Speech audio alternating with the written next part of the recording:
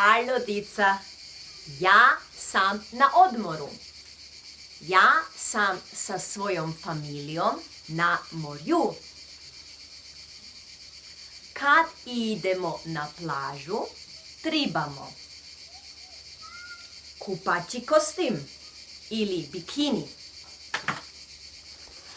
kupaće gaće, trebamo ručnik, sunčane očalje,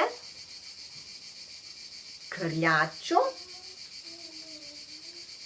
kremu za sunčanje, suncobran, u vodi trebamo balončiće, peraja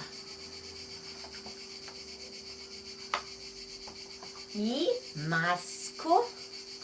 masku za ronjenje. Luftić. A na plaži se znamo igrat s igračkami.